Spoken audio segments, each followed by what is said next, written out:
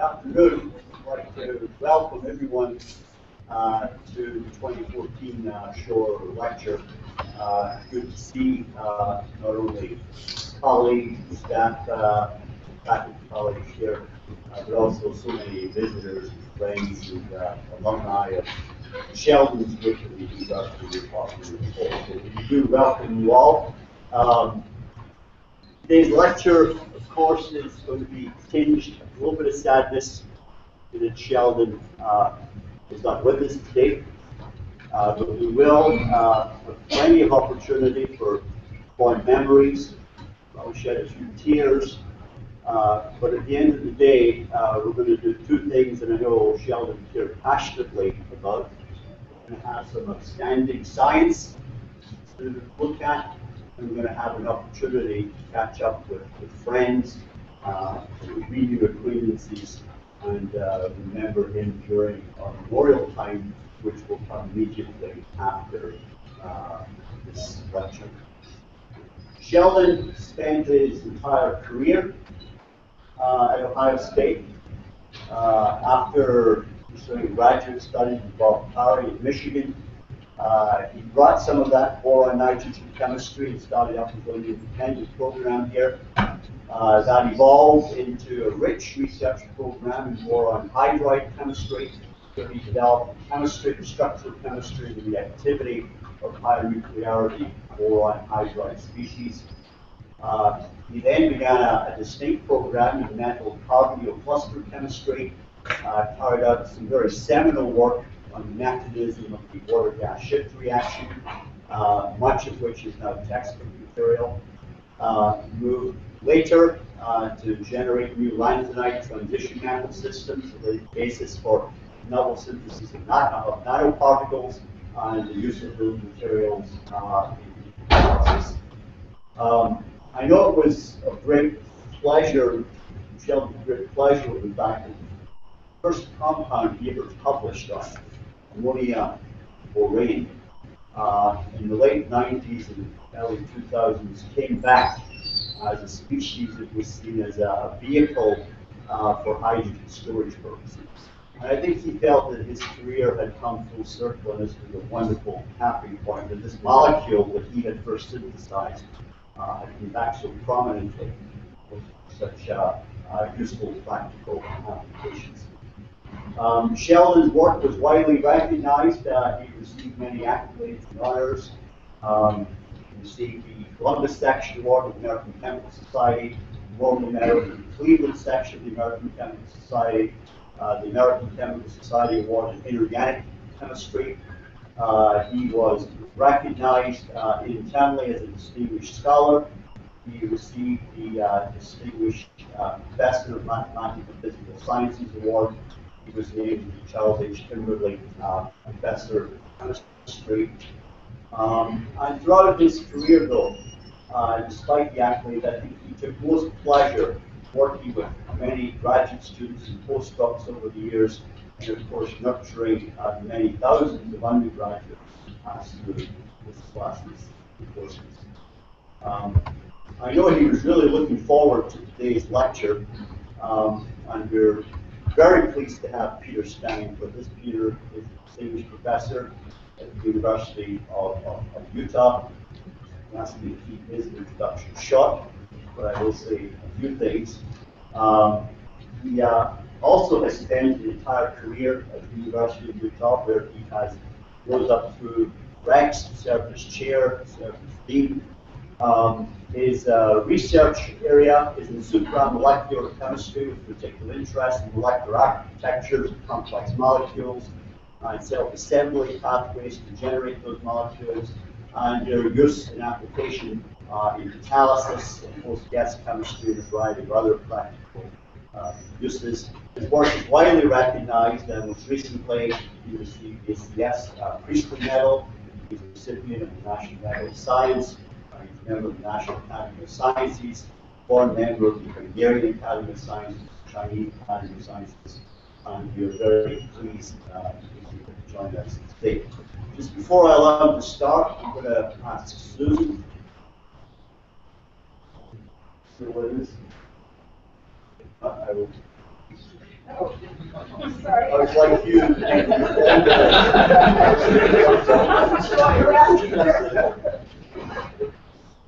Thank you.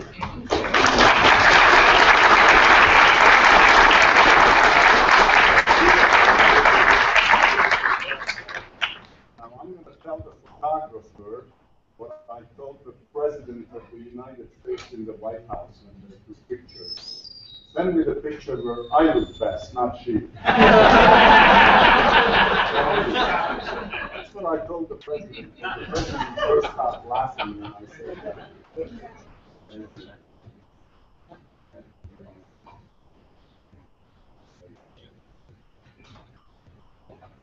Thank you for the introduction. I'm tremendously honored to be the Shore lecturer. Greatly saddened that he is not here with us today. I knew him quite well because Professor Perry, who he worked with, was a colleague of mine in Utah for 30 years before he passed away a few years ago. So I'm very privileged and honored to be here and Sheldon Shore lecturer. I only wish that he were here. I know that he is.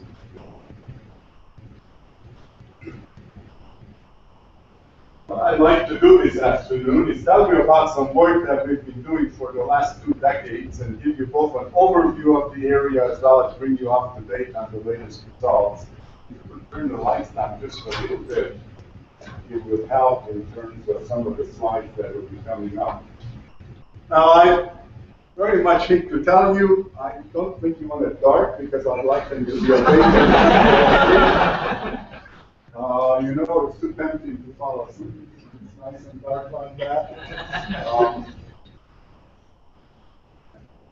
Must be some way of doing something, right? We'll figure it out. It'll work fine. You see, it's Sheldon coming in front of us. Figuring this out. Now, does the department chair know how this works? The department chair hasn't done that well either. Okay. Well, that's okay. If you don't fall asleep, it's fine by me if you leave it like this. So in any case, while he's figuring that out, I hate to tell you that I didn't do any of this work. I've been a paper pusher for the last 20 years. So I need to acknowledge and thank a very international group of collaborators, co-workers that I've had over the years who actually carried out the work. I do collaborate with a variety of people worldwide, and of course I'm very grateful to the funding agencies because without money it's not possible to do any kind of research. Like any area, we're not alone. There are other people in this field. Fujita in Japan, Hupp and Merkin in the US, the late Professor Cotton. These are also key references for people who might be interested in this general area. So what I'd like to do today is to give you an introduction and background, tell you about two-dimensional assemblies, functional systems, multi-component assembly, surface-confined systems, three-dimensional multi-component, a little bit about biological activity. And by the time we do this, it's 8 o'clock, so I hope you're all patient and you'll bear with me while we go through this. Now, the clock back there, please look at that clock, and in 35 minutes and 30 seconds we'll be finished. Okay, 55 minutes and 30 seconds. Pablo Picasso, famous Spanish artist, as you know, drew a set of bulls. He actually drew 8 pictures, and this is the first one. And he asked, what's the essence of a bull? And I took 3 of his pictures down from the left, and here is the next one, and here's the final one. And we still recognize this as a bull. And that's exactly what I'm going to do. Here is our compound, and you can see it's very complicated and not so easy to follow. I will tell it to you in more simple terms, in sort of a symbolic manner, in a more abstract way. But I hope you will still follow what we're doing. This is the protein code of rhinovirus R14, and rhinovirus R14 is one of a number of viruses that causes the common cold.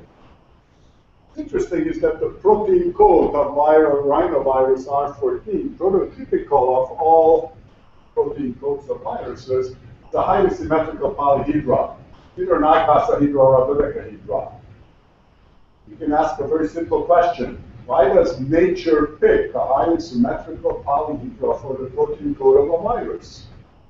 How does nature make it or do it?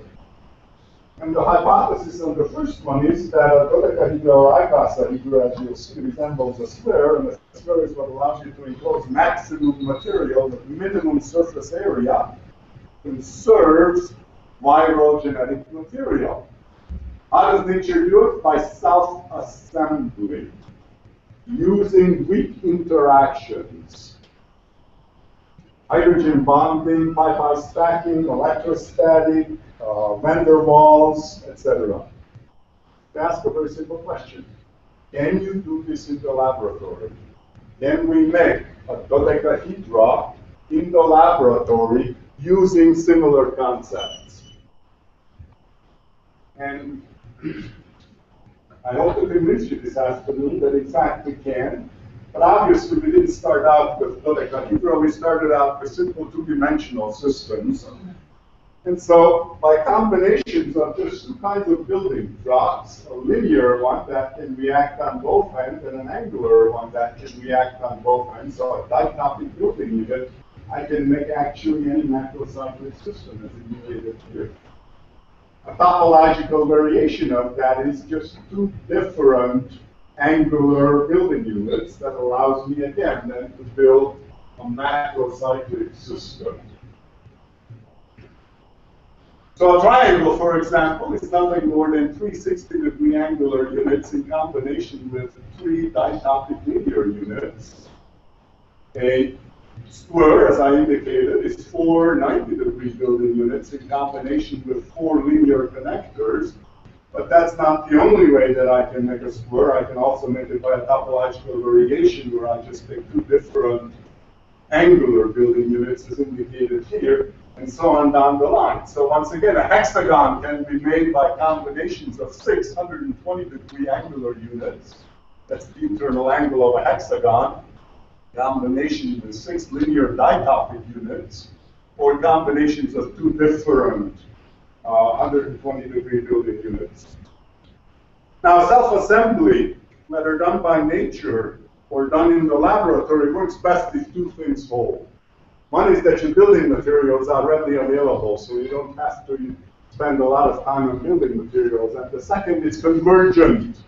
You can use the same building material over and over again to do different things. You can think of it as a pile of bricks that you can use to build a university chemistry building, or a home, or a church, or an office building out of the same type of bricks.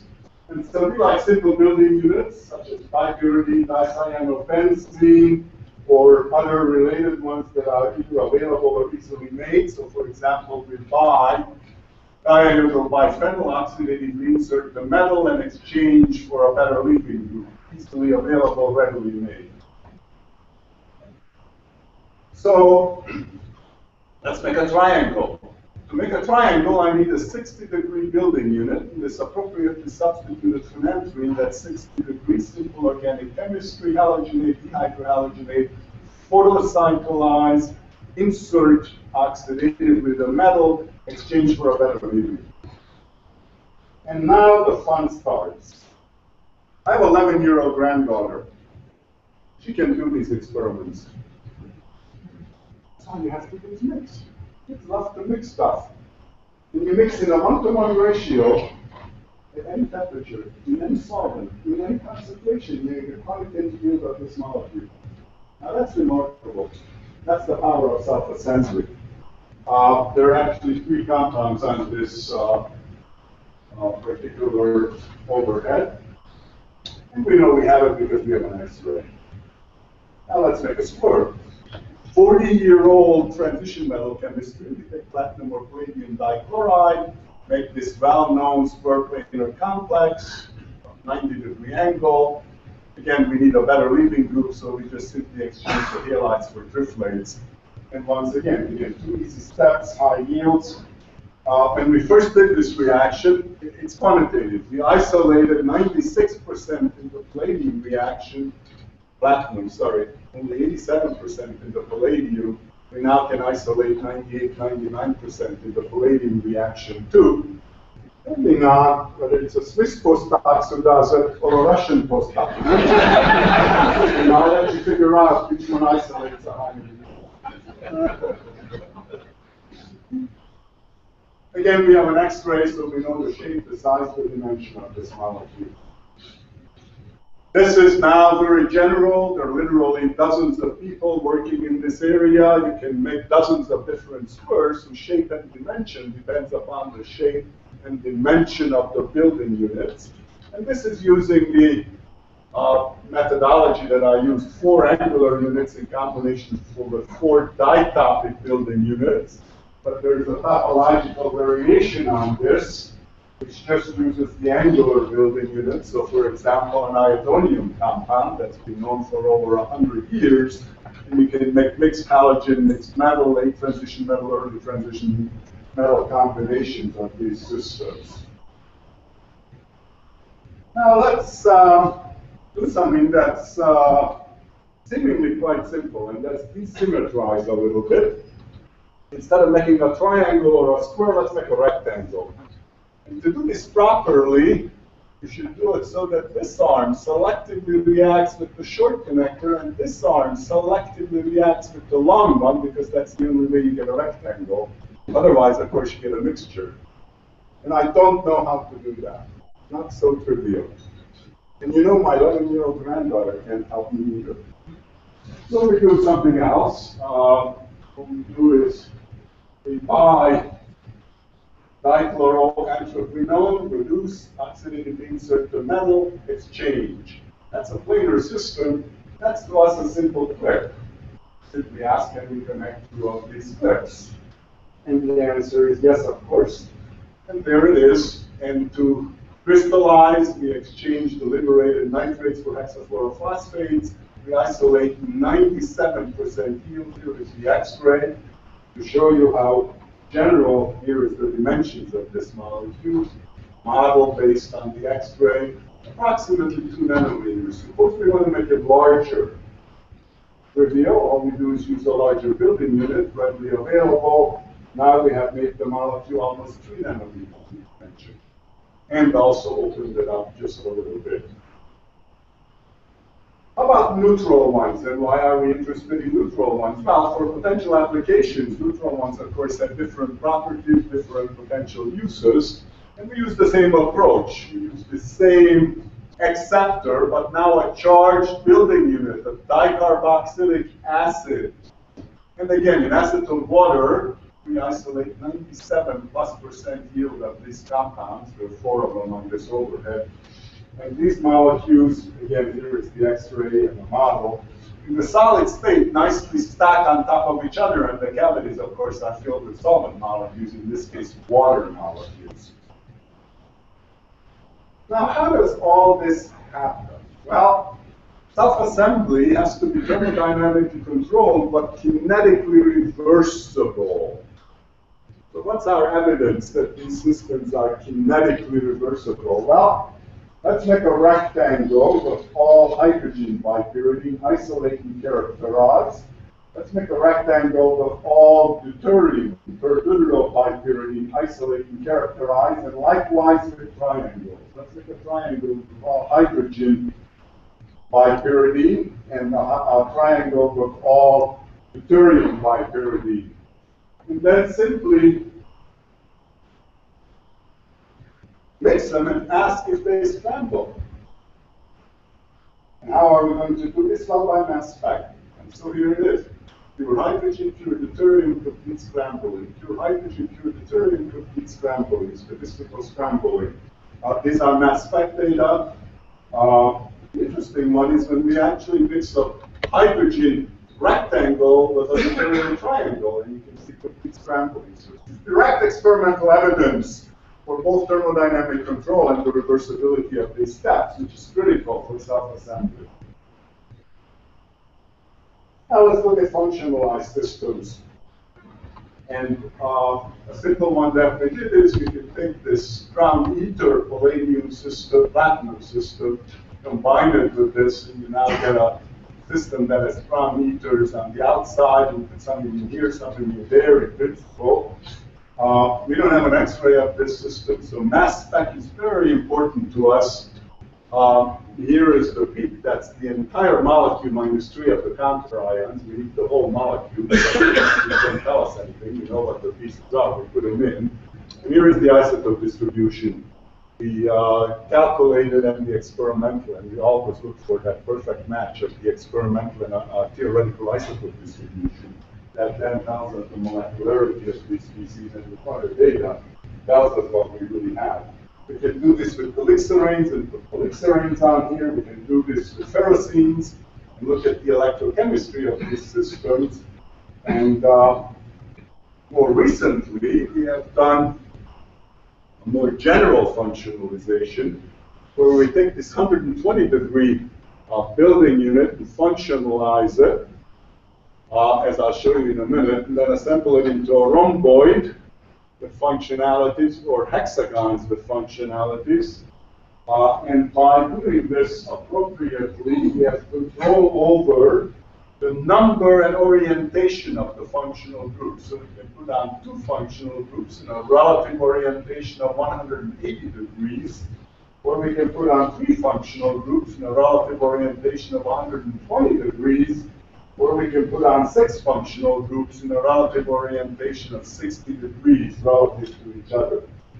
What kind of functional groups? Well, what about dendrimers, fresh A-type dendrimers, as indicated here, among others. So again, some simple organic chemistry. We buy dibromophenol, protect it, cross-couple, well-known reaction, peak protect. And now we can attach 0 to 3rd order dendrimers onto this molecule. So we now have a dendritized building unit that's indicated here.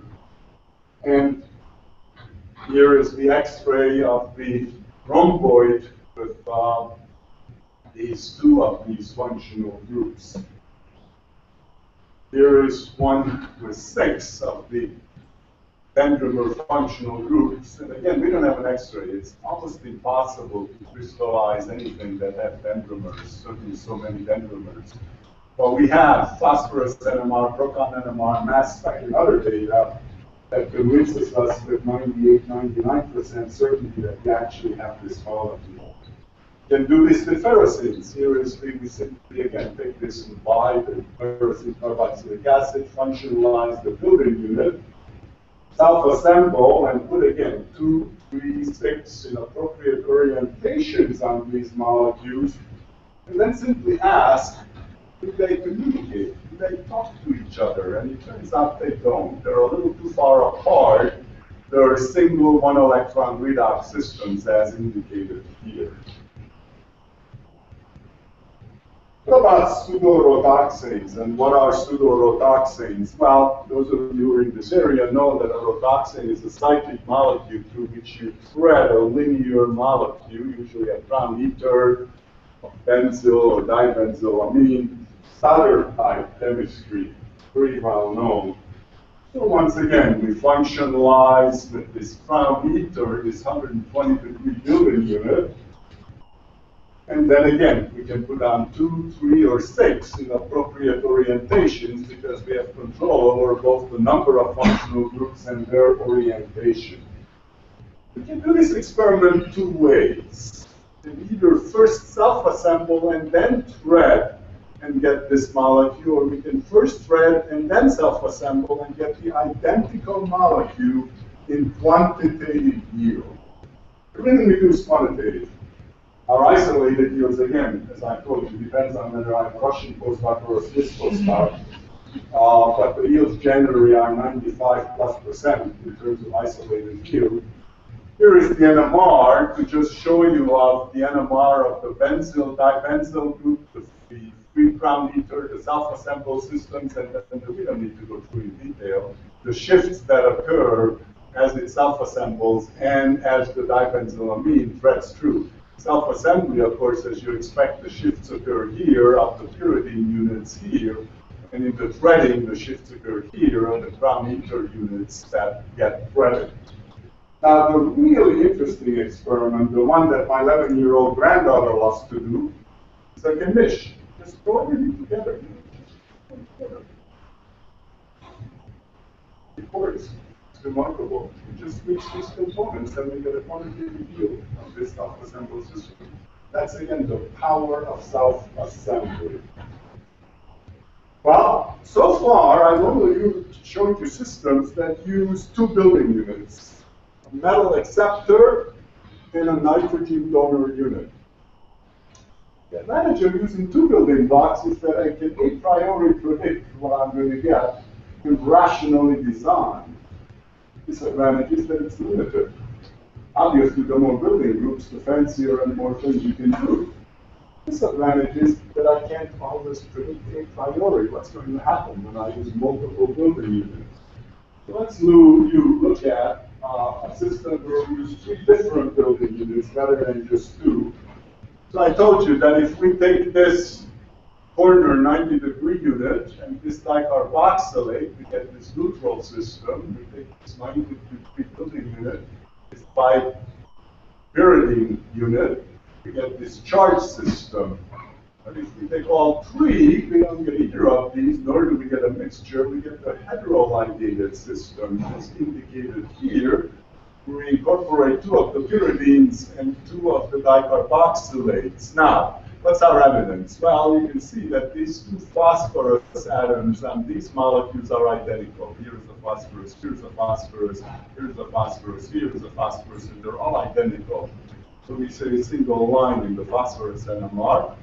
In this molecule, here is a phosphorus and here is a phosphorus, and they're not identical. So we should be seeing, and we actually are seeing doublets of doublets. So here is the homoligated system, here is the heteroligated system with doublets of doublets as we expect, with of course the platinum satellites that these molecules have. Here's the mass spec. Again, the calculated, the experimental. The match convinces us that we have this system. Now let's look at some photophysics and hierarchical self-assembly in these systems. So, for example, we make this building unit where in this position we have an amino group, and at this external para position we put a number of functional groups, from electron withdrawing nitro and trifluorometal to electron donating metal and amino groups, and then self-assemble into these functionalized rhomboid systems as indicated here. In methanol in approximately 24 hours. Actually, the reaction occurs in a couple of hours, but my graduate students like to go out and have dinner and lunch and sleep, and so they let these darn things go overnight for no reason. They're quantitative anyway. So here is one example, the nitro compound. Again, all the phosphoruses are identical, single sharp phosphorus, platinum satellites. Here is the mass spec corresponding to that system. I don't think we have an X-ray for one of these. These are very new. Now, what's really interesting is that by varying the functionality, we can cover the entire visible range in these systems in the absorbance and the emission of these molecules. So here you see them. Okay. We can cover the entire visible range. And as a matter of fact, there's a very nice relationship between the signal value of the functional group and the wave number of the emission. So if you want something that emits at 1800, just get a functional group that has a Hammond sigma value here. You can get one right there. Here are the 5 systems that this is based on with the color as indicated here. Now, what about combining coordination-driven self-assembly with hydrogen bonding, referred to as hierarchical self-assembly? So we take this system and put on, again, through that phenol that you saw, this hydrogen bonding unit, and then self-assemble. And you can see that In the rhomboid, this has two hydrogen bonding units that, as we'll see, then can self-assemble into a linear hierarchical system. And in the hexagon, there are three of these bonding units. And through the hydrogen bond, well, here is the beta for the monomer. The phosphorus NMR, again, a sharp singlet for the phosphoruses, platinum satellites, the mass spec for this. And then here is the mass spec in phosphorus for this system, the starting material. And here are the self-assembled systems. So this forms a very nice one-dimensional rhomboidal one-dimensional chain as indicated here. And this forms a very nice two-dimensional network as indicated here in these systems. And as a matter of fact, if you let them stand longer, then these systems form very nice rod-like systems that are, in fact, we can pull out with a tweezer and then just glue them strong enough. So they're really quite interesting, quote-unquote, soft materials, and we can make these, just pull out as long as 10 inches, these things, okay? And then just loop them as indicated here. Now here's another system where we now put on this building unit, these polyethylene glycol units, SPALE as we call it here, self-assemble with these long tail on it, or we put on this molecule with these tail, if you wish, and self-assemble, and then again, let it sit, and they form beautiful in water, beautiful micelles first, and then these brush-like, rod-like systems, and these surface film-like systems as indicated here by subsequent self-assembly. So we call this hierarchical self-assembly. First order self-assembly is using the metals and coordination, and then subsequent self-assembly as indicated here. This is just the calculated dimension of these molecules by molecular calculations. Here is the solvent dependence on the aggregation and the so-called Tyndall effect, where these systems then fluoresce. And here is the critical concentration for these two types of systems as indicated here. And that's, as I said, the Tyndall effect. The starting materials don't fluoresce, the self-assembled systems very nicely fluoresce in these systems. And here are the dimensions of the micelles that we get out of these units. You can see these are DEM images of the micelles that we get out of the system. And here are the rod-like molecules that we get from this system and the sheets that we get from this system upon subsequent hierarchical self-assembly through the tail of these molecules.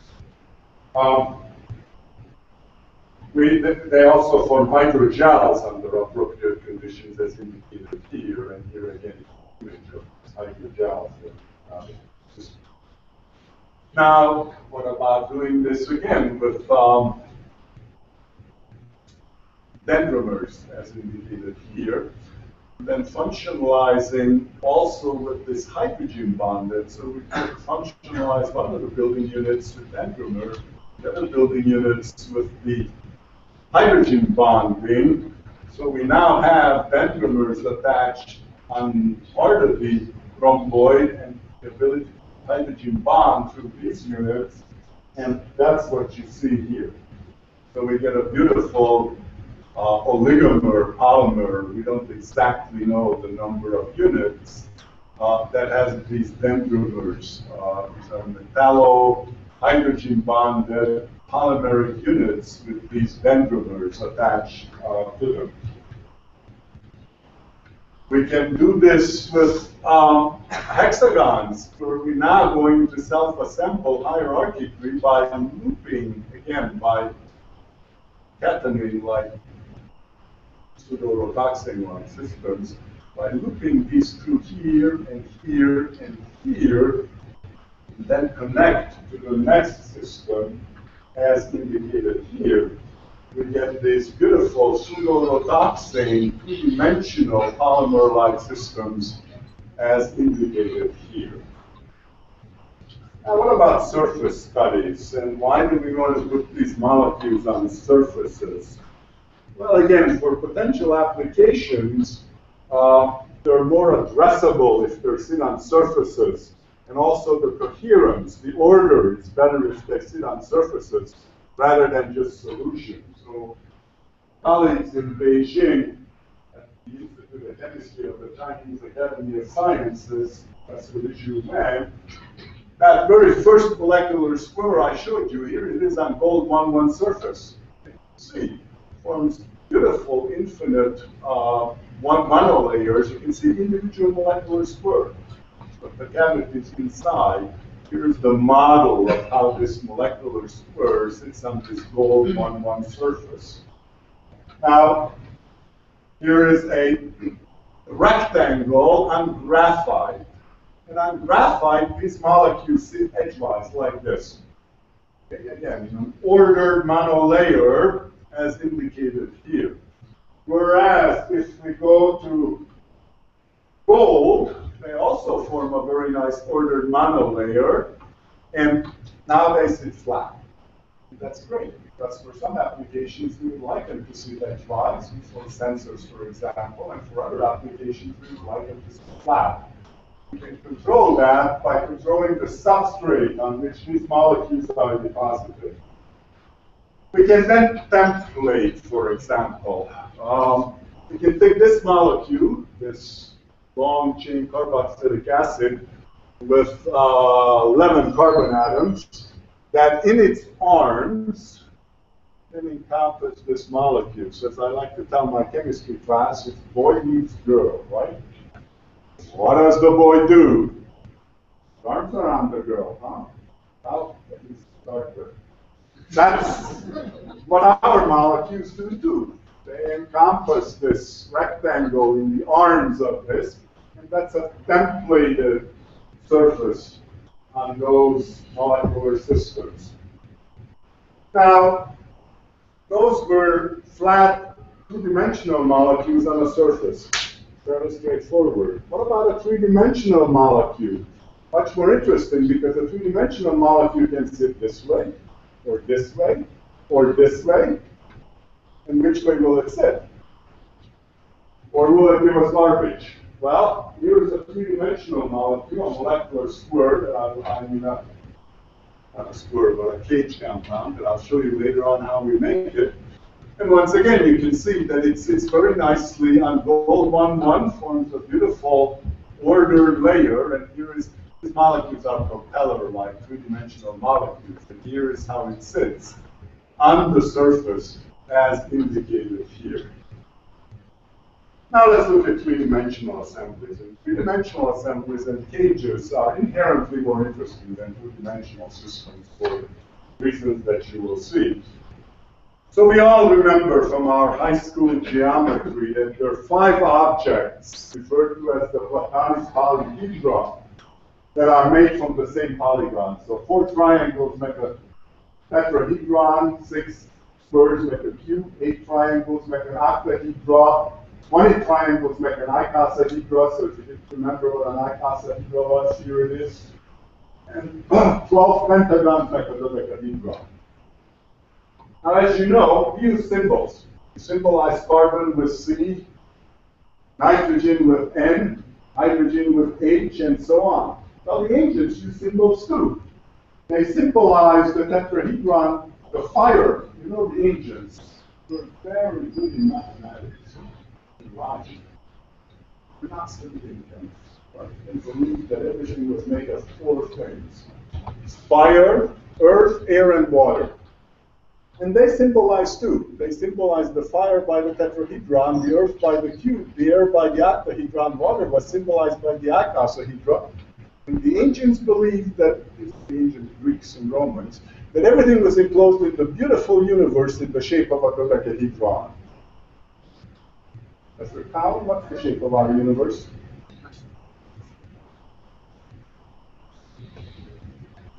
Anybody? What's the shape of our universe? No, we don't know the shape of our universe. So the ancients may be right. Maybe another cave drawing yet. We do not know the shape of our universe. Well, those, of course, are the Platonic solids, but you also know, of course, that you can make three-dimensional systems with different polygons. So cubooctahedra, for example, is 6 squares and 8 triangles. Okay? Everybody's favorite molecule, C60, or the soccer ball. Combinations of 5 and 6 member groups, which the ancients knew forms a closed system, is a truncated icosahedra, indicated here. Okay? So how are we going to make these systems? Well, before we get to that, you know that darn synthetic chemists beat us to it. Modern synthetic chemists can't do anything. It's really remarkable. Okay? So Günther Meyer in Germany made tetrahedrite. It's highly strained, so to stabilize any good butyl groups on it. Philippe in Chicago made cubane, and of course, as you all know, Leo Paquette here made the tetrahedrite. A remarkable reaction. Okay? People forget that the Leo Paquette 25 million years. How was it back in? Yeah, one could postdoc working for 25 years. So. Or 25 good graduate students each working for a year. That's 25 million years, okay? Leo had 43% individual linear steps and ended up with 0.4% yield of molecule. Remarkable accomplishment. Prinsbach in Germany subsequently improved it to 20% yield. I'll show you how we make this quantitatively. Now I have to be honest, it won't be the parent particle, it's just the shape of a dodecahedron, okay? And that's again the power of self-assembly. Now how are we going to do this? Well, let's do a little bit of the synthetic chemist's favorite trick, retrosynthetic analysis.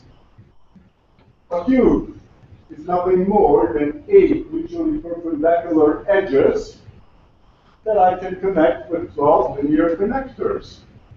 And I call that the edge-directed self-assembly, because all I have to do is make these 90-degree mutually perpendicular edges and combine them again with bidentate linear connectors.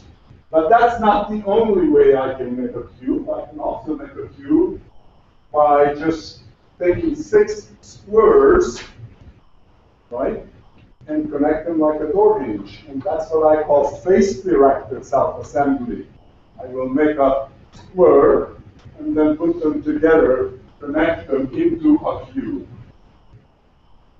Another way of looking at this is that if I have a set of tri-topic angular building units that can react on 3 arms, as indicated here, and combine them with a set of ditopic angular building units, here are the possible 3-dimensional cages that I can get out of these. Okay? Now I want to emphasize that these are individual single molecules. These are not MOFs. Okay? MOFs, of course, molecular organic frameworks, are currently very favored things, which are also made by this principle, but they're infinite. These are unique individual isolable molecules. So let's do some of this. I need a tritopic building unit, simple organic chemistry, bromopyridine, lithium, react with this dipyridyl ketone, tris-pyridyl methanol. Here is the X-ray. You can see 3 pyridines and an OH, and all I ask is simply, can I take 2 of these and connect them with my previous molecular pair, not a molecular cage. And that's exactly what we do. Here it is. There are 3 different molecules with 3 dimensions, of course, on this. And then again, to crystallize, we exchange the liberated nitrates for hexafluorophosphates. And there are 6 of these. You could never exchange all 6. You couldn't figure out for the life of us why you could not exchange 6 and only 5 until we actually got the X-ray. And that's because the 6th one is imprisoned inside the cage and can't get out. So we cannot exchange that, my friend. Now, how about a truncated tetrahedron? And what's a truncated tetrahedron? Well, it's a tetrahedron whose edges you cut off. So here it is. We're going to do that by what we call the face-directed approach. I'm going to make a face and then a sample it. So try this tris, tripyridylethynobenzene, very easy to make, which is by the tribromobenzene and cross-coupled. Again, this unit in a 2:3 ratio, nitromethane room temperature, 5 minutes, we isolate more than 95% yield of this truncated tetrahedron. Here's an X-ray. It doesn't look like a truncated tetrahedron. So I asked my organic class at Utah, my beginning organic class, when I teach this class, how can you in your mind's eye visualize molecules? What do you do? Well, we all know that my generation made models, right? There are 3 ways to do this. We made models, and we looked at the models and played with them. What does the current generation do? Puts them on a computer and starts rotating and looking whichever way, right? What's the 3rd way that in your mind's eye you can visualize molecules? Anybody? Put a double scotch. It really helps you visualize molecules. Now, a nice half a bottle of French wine will also. So if you have difficulty seeing my molecules, please, for this evening after the ceremony, just have a little couple glasses of wine and my molecules will start dancing in your head. You can see them beautifully, you can manipulate them, and have fun, which is, of course, what we do. Now, here is a little better X-ray that reveals more like a truncated tetrahedron. Here's another one. This beautiful molecule, again, not so hard to make, we just cross-couple and self-assemble. Here's the X-ray of that molecule. Now let's take a look at, and again, I make a face and connect. I can get a trigonal prism, or a pentagonal prism, or a square prism, or a hexagonal prism. The interesting molecule is, here are 2 examples, and all we get is trigonal prisms, the simplest system. So we get trigonal prisms out of this. But the interesting molecule in this is this one. That's cyclobutadiene stabilized by cobaltocene. It's interesting because this molecule cannot be planar, so the 4 pyridines are either rotated out of plane, either clockwise or counterclockwise, so this molecule is chiral. This and its mirror image. We can, of course, capture that chirality in the self-assembled system, and then ask 2 interesting questions. One is, will these cobaltocenes be on the inside or outside of the molecule? And how can we separate the 2 enantiomers of this chiral molecule? Because, of course, we're going to get a racemic mixture, because we'll start with a racemic mixture of this building unit. Here is a little better picture of this. And in fact, NMR tells us that all the cobaltocenes are on the outside, not on the inside. And we have, again, the PP enantiomer and the MMM enantiomer. And how do we separate them? Well, we separate them on the surface again. We put them on gold, and there is a complete separation. Here is one enantiomer, here is the other enantiomer on the gold surface. And that's quite interesting.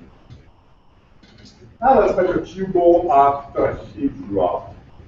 And I told you that a cubooctahedra is 6 squares and 8 triangles. The question I'm going to ask is, what happens when I take this 3-dimensional object, right? And project this 3-dimensional, I'm trying to get into the line. Project this 3-dimensional object On a two-dimensional surface, what would it look like? Well, I'll show you in a minute. I, of course, will need a way of making a triangle, because when I project that, it looks like this. So all I have to do is make this triangle, and then connect it here, and here, and here, here, and here, here, and here, and here. Now would you go after heat from? No one will be able to parts. That's again a remarkable reaction. 20 individual pieces have to come together. Okay. I get this cubooctahedra, pretty large molecule, molecular weight of 26,000, 1,200 carbon atoms. Okay. Now let's take a look at this molecule. The part that makes the face, my triangles, has the donor nitrogens. The connectors has the acceptor platinum, but I can change that. I can take this platinum and put it here, here, here. Take that nitrogen and put it here and here. If I do that, I get the isostructural isoelectronic molecule, which means identical molecular weight, identical composition, but the connectivity differs. And here it is. Okay? Now this one was obviously isolated by a Swiss postdoc, and this one was obviously isolated by a Russian postdoc. Okay? It turns out that these are interesting molecules, because these are the largest pure man-made isomers. Man-made, not natural, not proteins. Okay? Man-made isomers with molecular weight of 26,000, 1,200 carbon atoms, a dimension of 5 nanometers. I can decorate these molecules with, for example, ferrocene. I can decorate them with parameters. Look at electrochemistry. I can decorate them with a fluorophore, simple anthracene that fluoresces. Look at the fluorescence of these molecules. Which is important again for potential applications, for example, see whether they get into cells, where they get into cells, etc. There is another self-assembled elementoid-like system that that has a dendritic shell on the outside by, again, just functionalizing my building unit with dendrimers as indicated here. So I have a coordination cage whose core is empty, with dendrimers around it. Now let's make a dodecahedra. And a dodecahedra, remember, is 12 5-membered rings. A 5-membered ring has an internal angle of 108 degrees. Pentagon. Trivial. So we sort of decorative triangle. These will be my edges for my dodecahedra that I will then have to connect with linear connectors here, here, and on the other side. So I need a linear connector. And that's here. I bidiagonal benzene, oxidatively insert the metal, exchange the iodine for graphite. And now again, I forgot to tell you that, darn it, my 11-year-old granddaughter can't do these experiments anymore. Because for these three-dimensional systems, you have to carefully optimize reaction conditions. They no longer just mix them. Concentration matters, order of addition matters, temperature matters, solvent matters. Okay? Under appropriate condition, with a good Swiss postdoc, we isolate 98% yield of this molecule. Okay. Remarkable again. 41,000 molecular weight. Okay? Dimension of 5.2 nanometers. I don't have an X-ray. Very tricky and difficult to crystallize these molecules. Let's see what comes next. So how do I know I have it? Well, those 120 phosphorus atoms are identical, including phosphorus atom 1. Single sharp line, platinum satellites. I can make this molecule larger. All I have to do is to use 2 rings as a connector. 7.6 nanometers. Your favorite molecule, buckyball, is 0.9 nanometers. I put 7 buckyballs inside this molecule. Not interesting. Not a trivial experiment to do.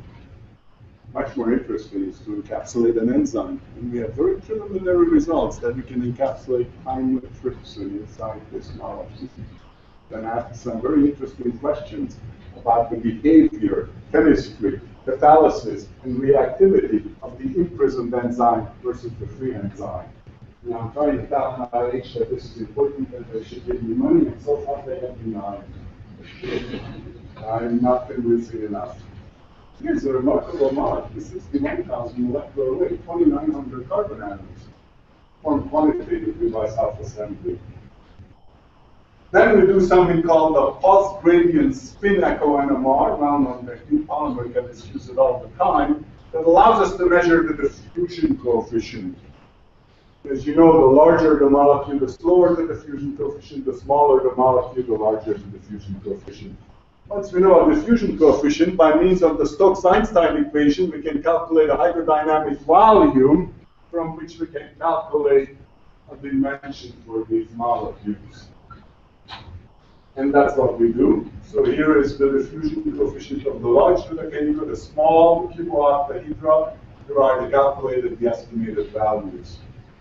And that gives us confidence, again, in the absence of the X-ray data, together with other data, spectral and other data, that in fact I'm about 95% confident that we have this molecule. Here's a TEM of a dodecahedra, an individual dodecahedra on a carbon background. Here's another one.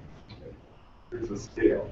Shows you that molecule is about 8 nanometers, 7.2 nanometers. Here's a scale for these molecules. Now let's look at three-dimensional multi-component self-assembly. I can take this system as the top and bottom of a square pyramid, use these as the connectors and these as this as again the connector and these as the columns to connect them. I can get my combination of 3 different building units or 2 different compounds on this molecular tube-like molecule, and here's the mass spec for this tetragonal prism that we get again calculated in experimental. I have to watch the time to be sure that I'm 55 minutes and 30 seconds.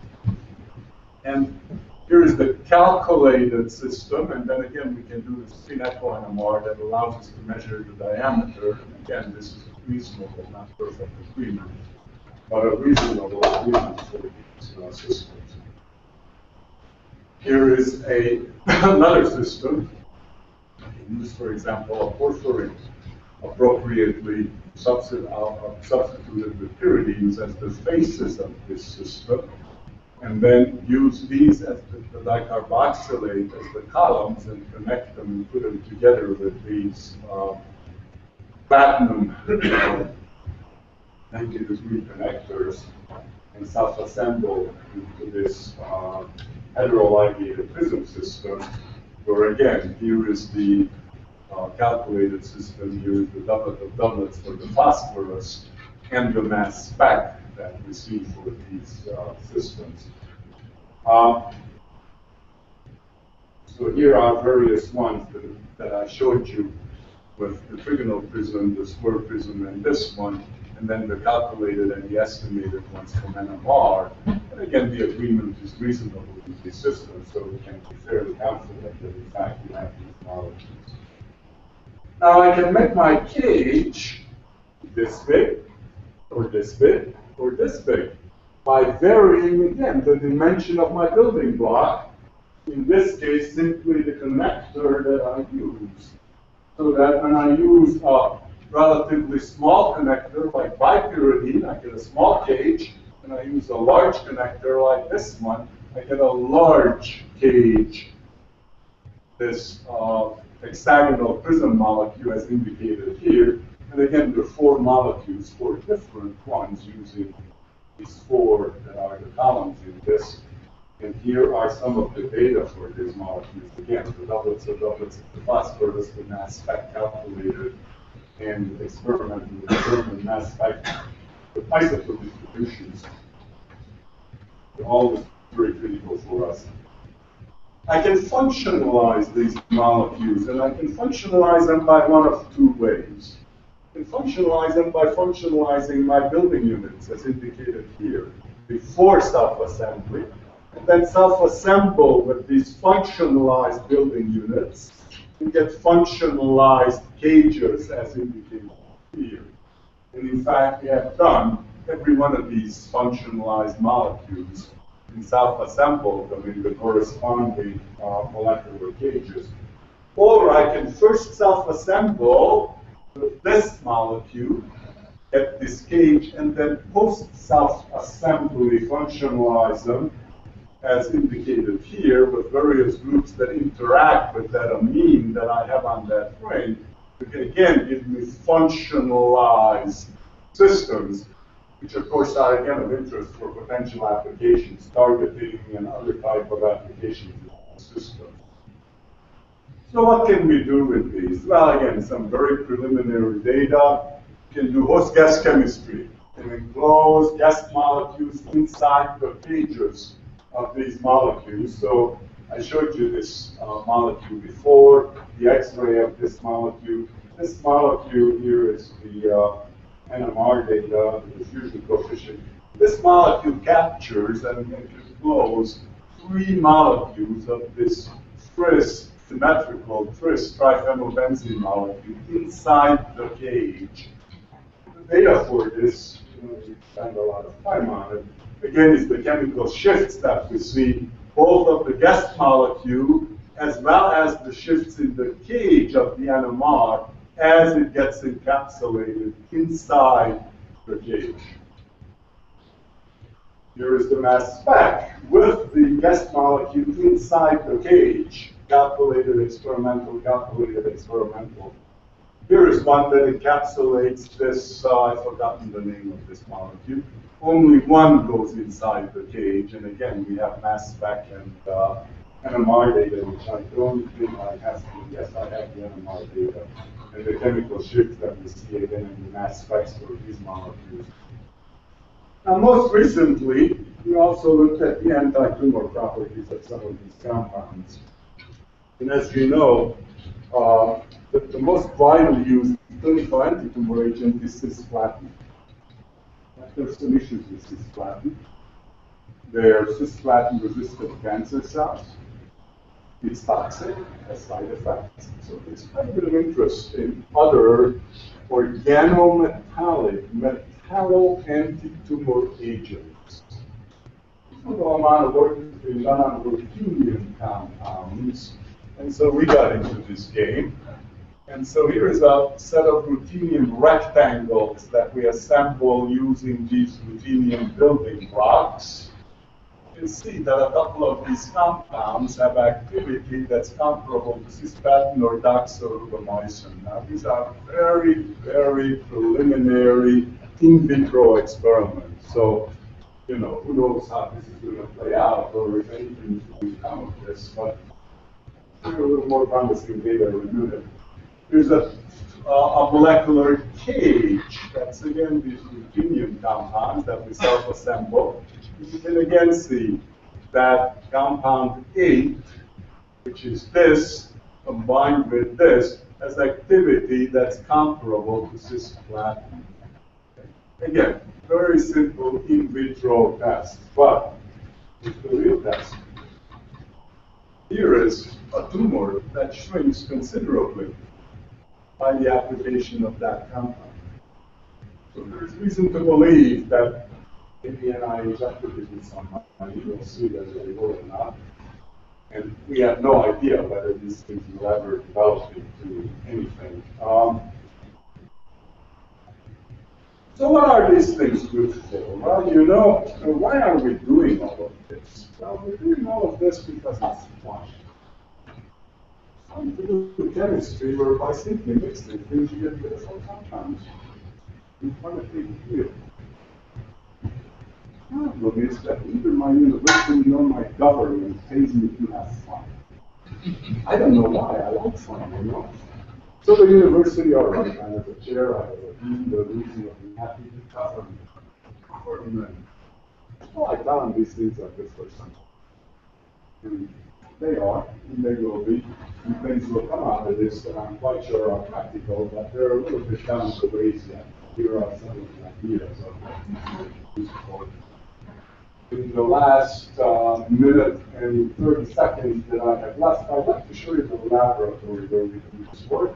This is the laboratory where we do this work. You know, I like to go to Europe because they have magnificent cathedrals. We don't have such things. I'd like to go to Asia, to China.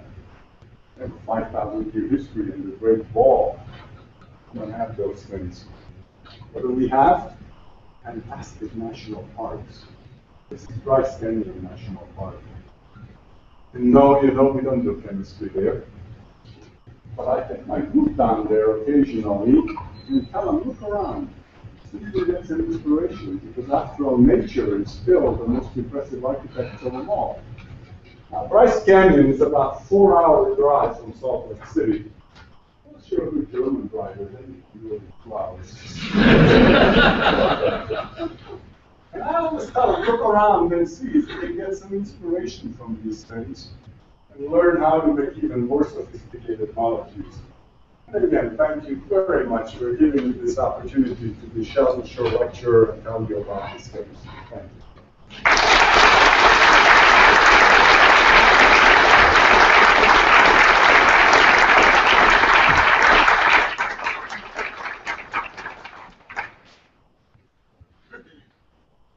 Sure, I'll be happy to try to answer questions.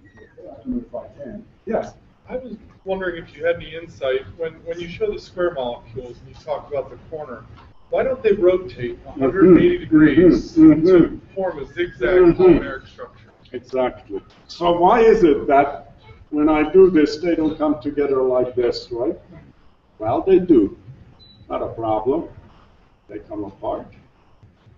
Come back next time like this. Next one comes in like this, I'm in trouble. Comes apart, comes back. Self-assembly is self-healing, self-correcting. That's why nature uses it. Okay? And in the end, we fall into the thermodynamic well and get 100% yield, which my Swiss postdoc isolates in 98%. Okay? Yes? I have very little exposure to this field, so you have to give me a silly question. There's no silly question. Has anyone ever tried to make a huge chair cyclohexane out of these building blocks and watch it like I'm sure that that could be done. We have not. I suspect that you can try to do that. You know,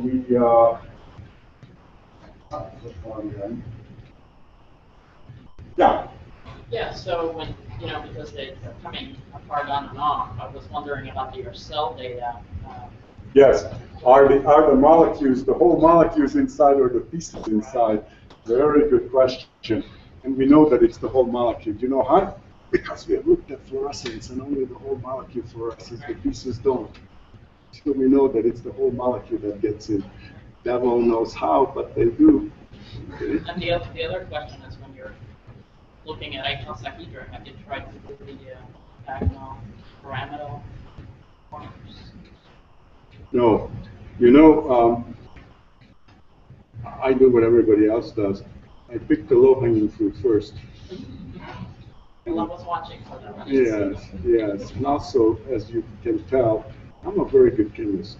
I only told you what works. I didn't tell you what doesn't. And there are lots of things that don't.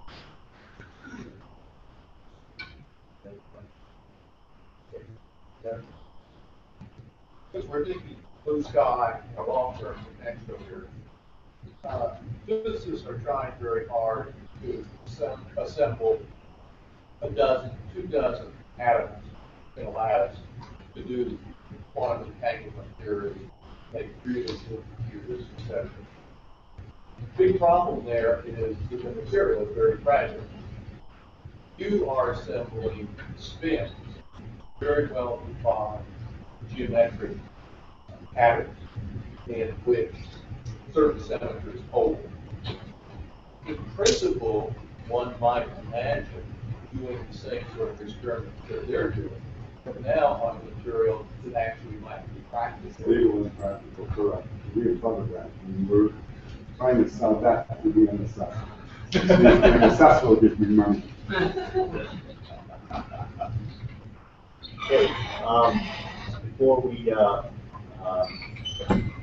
give Peter some presentation, I want to make two quick announcements. First, I would like to thank 4 people who have been very instrumental in putting this program together. Teresa Leonard, Francine Java, Antonio Watkins here, and Susan Trump have all put an immense amount of effort into the overall program. And I would like the result to give them a round of applause.